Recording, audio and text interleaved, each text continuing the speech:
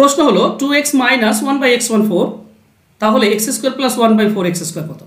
দেখো এখানে চাওয়া হয়েছে যেটা সেটা ইম্পর্টেন্ট। এখানে x স্কোয়ার প্লাস 1 এইটাকে আমরা বলতে পারি 2x এর স্কোয়ার, এইটা চাওয়া হয়েছে। তাহলে এখানে x আনতে হবে, 2x আনতে হবে। দেখো এখানে x যদি আনতে চাই তাহলে 2x কে x দিয়ে ভাগ করব, আমরা 2 পাবো। আচ্ছা 2 দিয়ে ভাগ করবো আর x পাবো, মাইনাস 1/x আছে, এটা 2 দিয়ে ভাগ করে দাও, সমান সমান এদিকে রয়েছে 4, এটাকেও 2 দিয়ে ভাগ করে দাও। তাহলে 2 2 কেটে গেলে এখানে পাবো x মাইনাস 1/2x সমান সমান 2।